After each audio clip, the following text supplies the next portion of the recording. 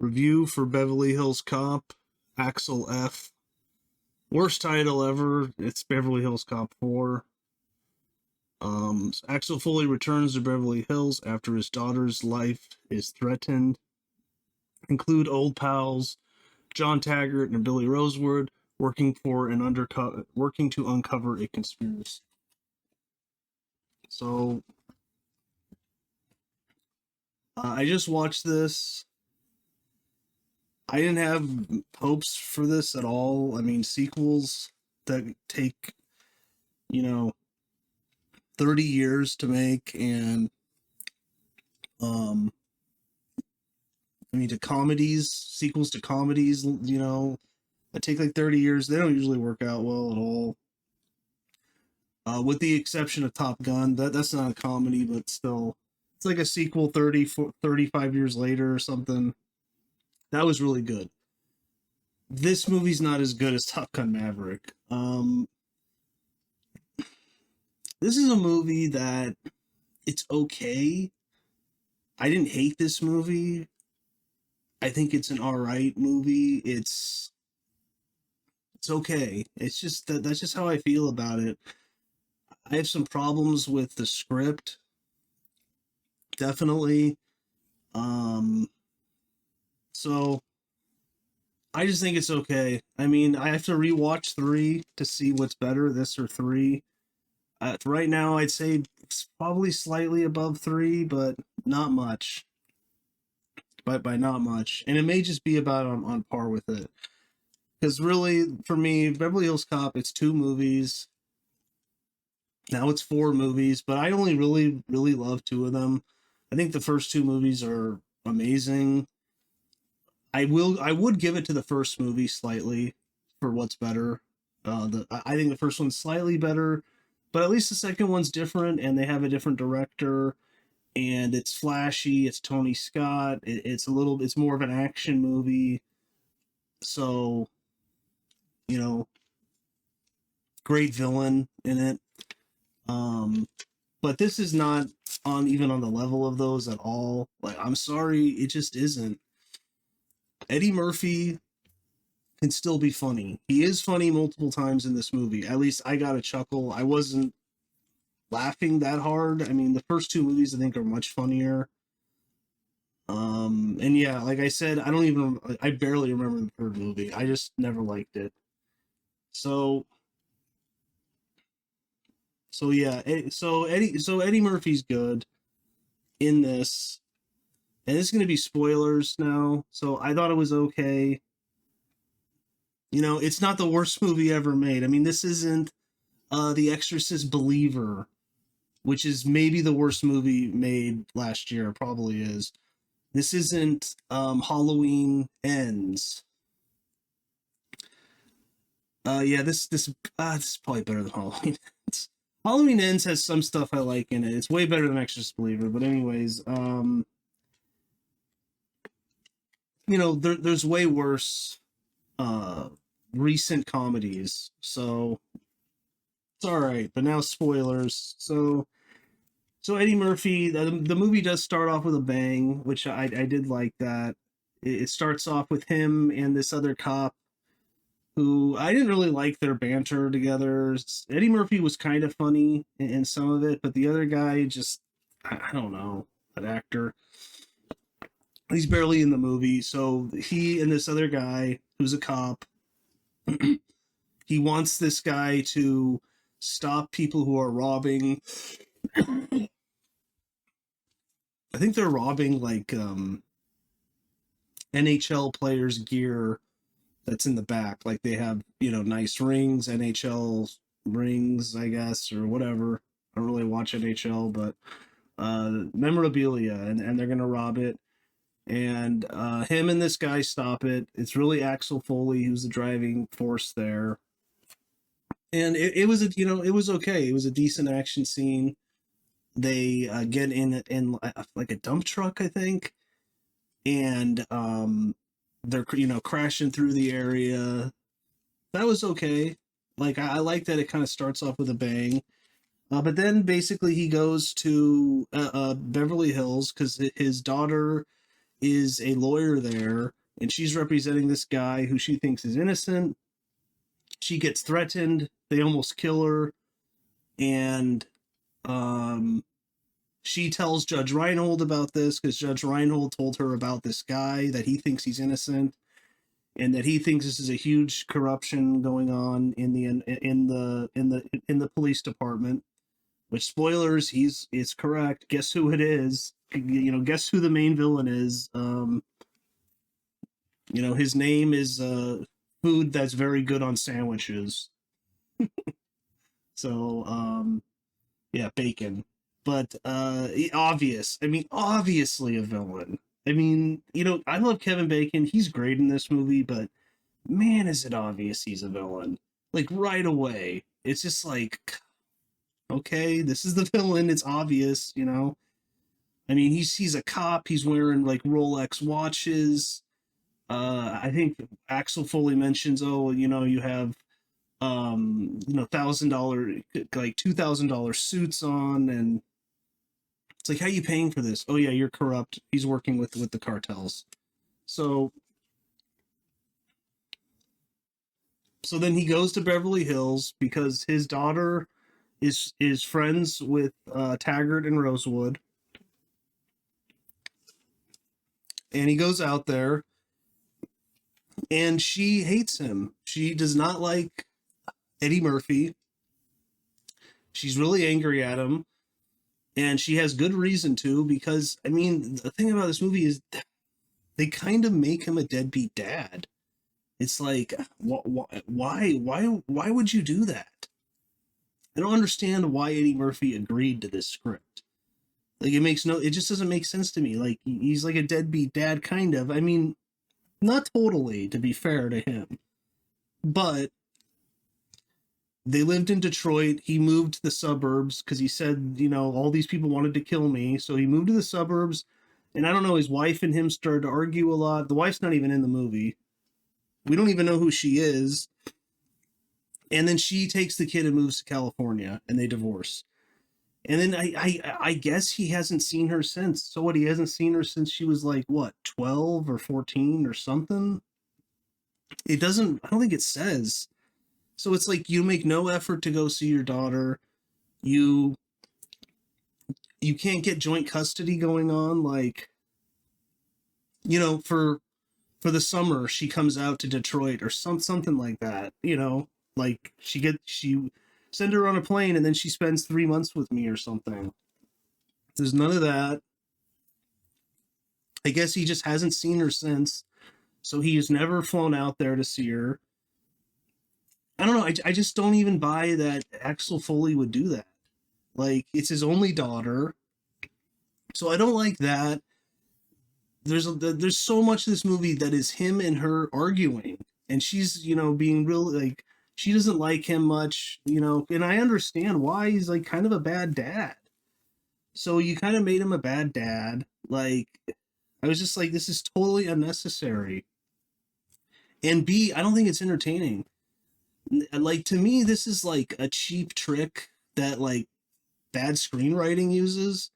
It's like, well, we don't really know what to do. How about this? Let's make it so that the daughter hates him. Well, why? Well, he's kind of a bad dad, and he he hasn't seen her since she's 12 or something. And it's like, okay, we'll do that. So you can fill up a bunch of the screenplay with them arguing and not liking each other, and then of course there's an arc, and at the end they like each other. It's tired. You've seen it before, and I just think it's kind of a knock on the character of Axel Foley. Like, you make him kind of a deadbeat dad. And, they did the same thing to Egon in Afterlife, right? Like, he had his daughter, who now has kids, and she's with Paul Rudd. But I'm trying to remember, it's been a while since I watched that, but he just like disappeared one day and became obsessed with like some ghost, and he was trying to convince Dan Aykroyd to do something about it. But Dan Aykroyd wouldn't listen to him. But anyways, they did kind of the same thing. Like he was kind of a deadbeat dad too. So it's like I don't like it, and I don't believe Egon would do that, and I don't believe Axel Foley would do that. So instantly, this movie it kind of is like, oh man, really? This is what we're gonna be doing. But anyways, I just didn't enjoy much of the banter between him and his daughter. And I'm sorry, her name's Taylor Page, and she changes her last name too.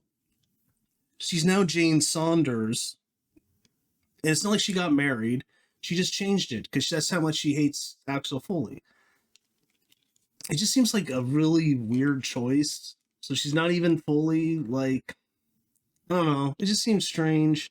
And then there's this odd scene in the car where Eddie Murphy is like trying to make fun of the name Saunders. He's like, it sounds so boring, Saunders. He's like, Foley makes you smile. It's like, this isn't funny. The scene's not funny.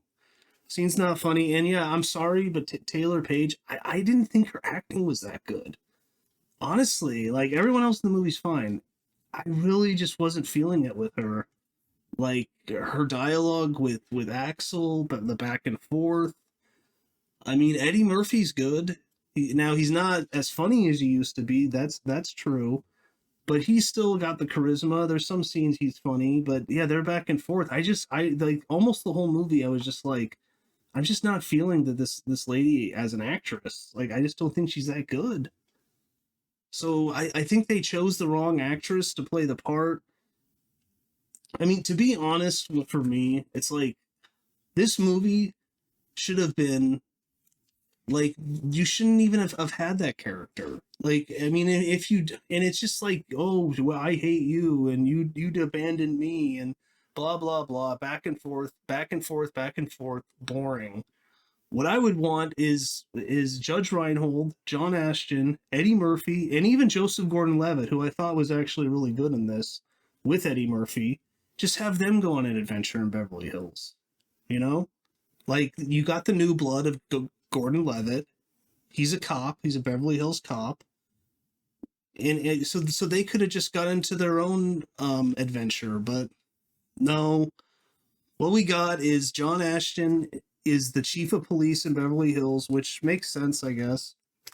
But he's barely in the movie. I mean, he's barely in the movie. Like, he's in it when he gets to Beverly Hills, then he's in it a little bit in the middle, a little bit at the end.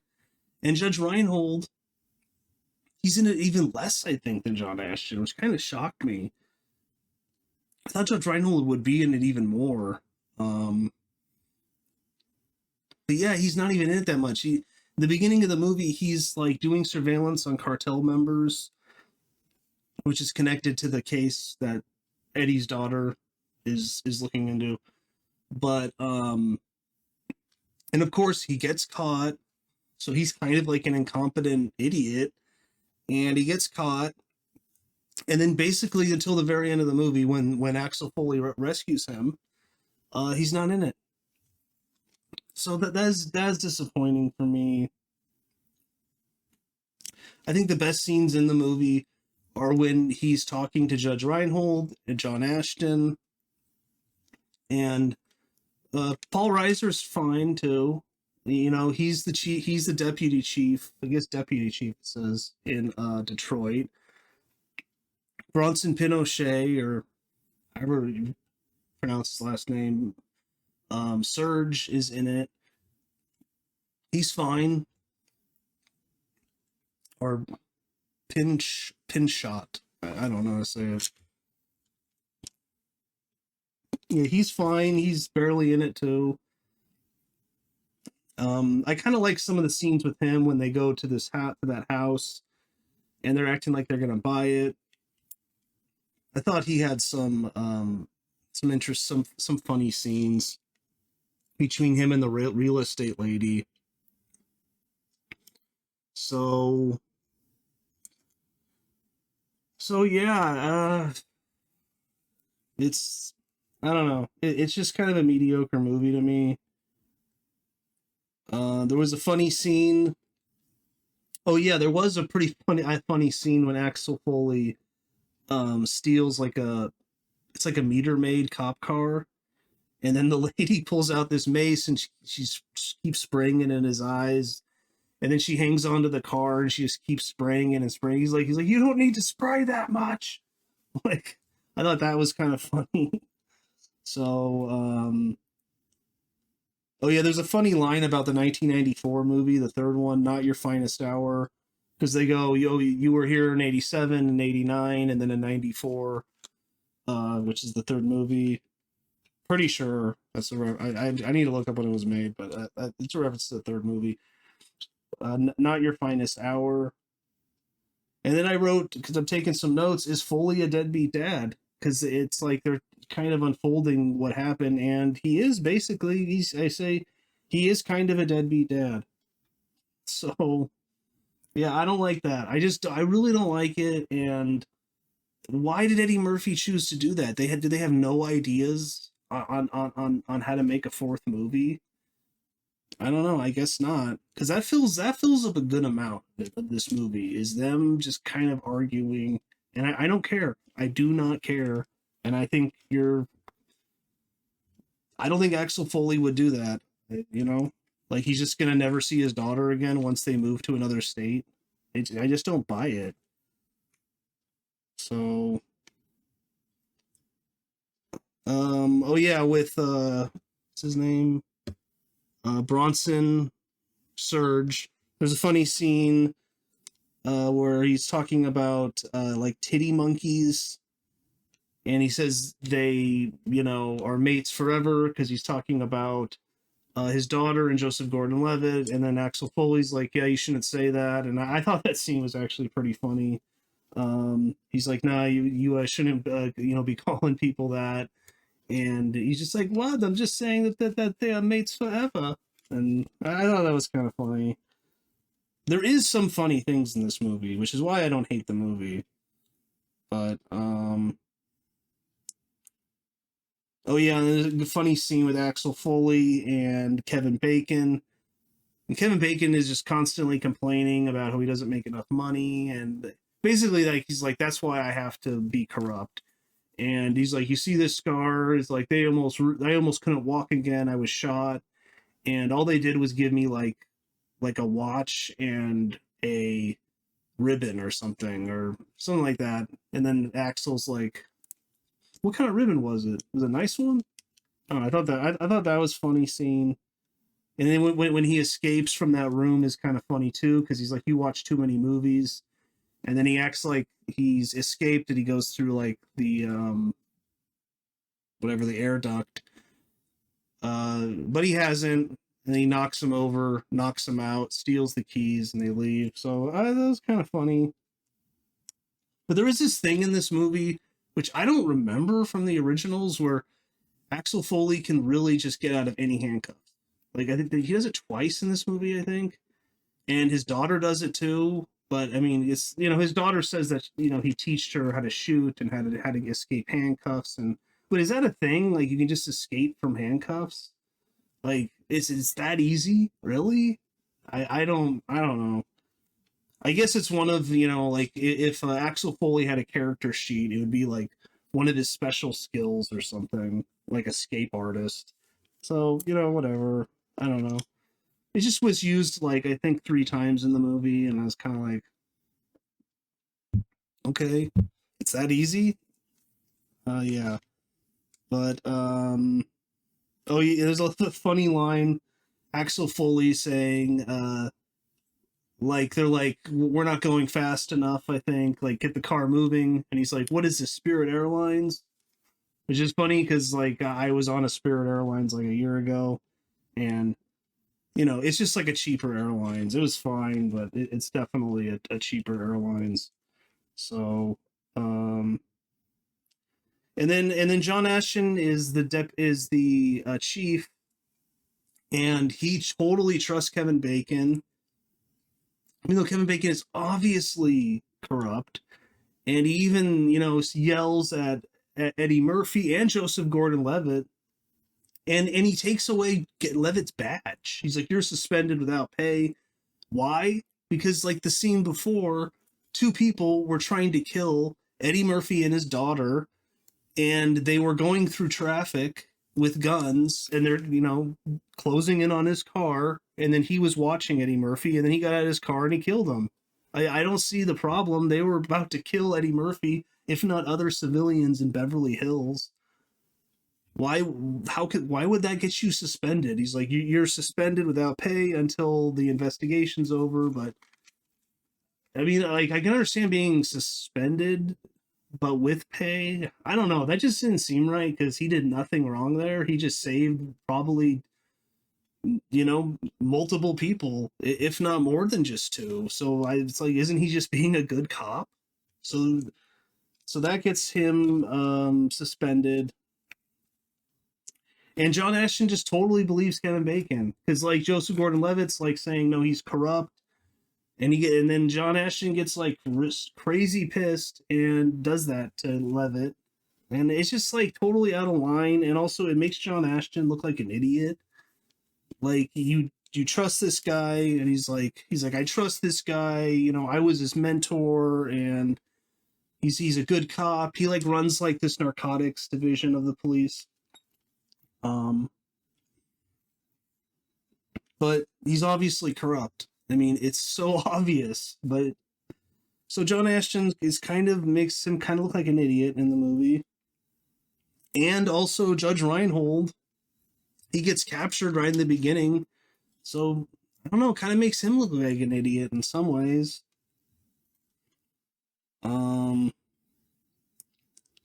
It's a funny line between Billy and John Taggart, John Ashton, when he finally sees him after they rescue him. John Ashton's like, "Man, you look terrible," and then Billy's like, "Well, they have been torturing me for days. What's your excuse?" Thought that was funny because, yeah, I mean, I don't know. John Ashton definitely looks pretty old. So does Judge Reinhold, but thought that was a funny line, kind of like, kind of bringing that up in a way, but in a funny way. So, but Eddie Murphy still looks pretty great. Like, really, it's like he it looks like he hasn't aged that much at all. Um, so yeah, but I don't know. It's kind of all I have to say. It's an okay movie.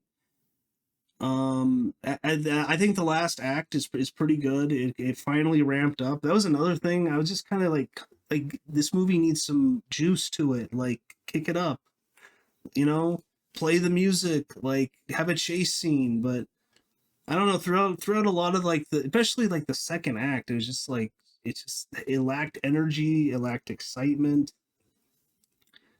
I was just kind of bored. I was like, okay. But the third act, I think, picks it up a little bit more energy. You start hearing the theme song more, which is good. So the music it's okay. Again, the first two movies do it way better. Way better. But can I really expect them to make better than 1 and 2 all these years later? Not really. So just not gonna happen. But yeah, and then one thing I did like was Eddie Murphy. Bacon pulls out a gun. He's gonna shoot his daughter.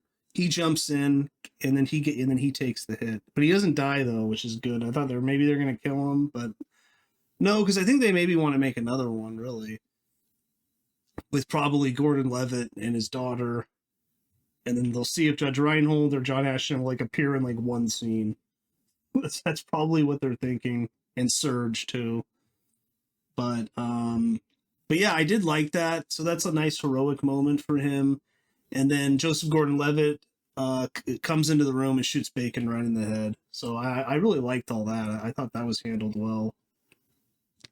And there's also a scene where Billy gets like an AK-47, and then I forget what he says. He's like, I'm always telling you about the importance of arming yourself, Axel. And it's like, okay, that's the old Billy.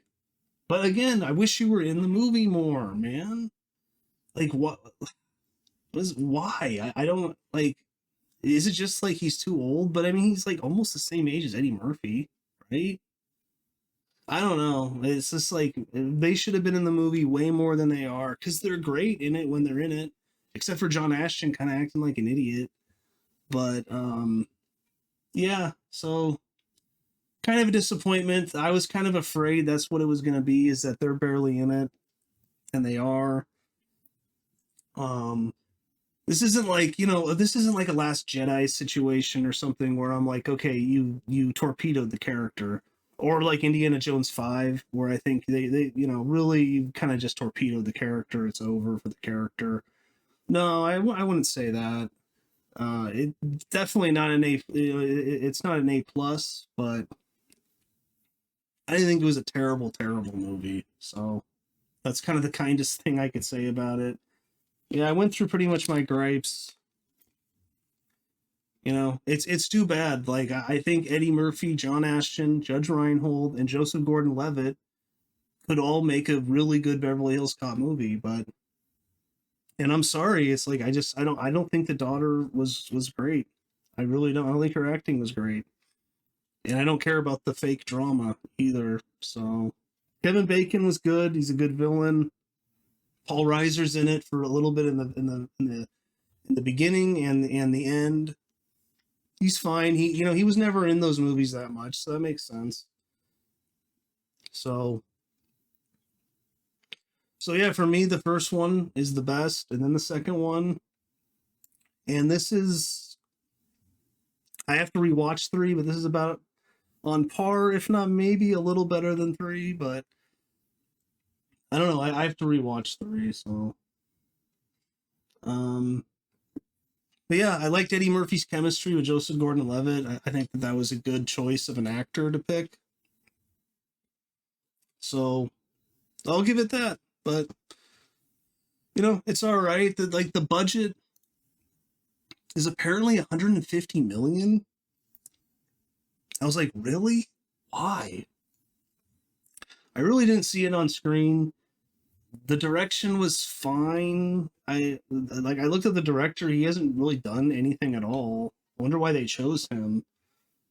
But yeah, the directing was okay. It wasn't anything amazing. So, but yeah, that's about it though. If you could smash that like button, that'd be great. Really helps the channel. And I'll see you next time.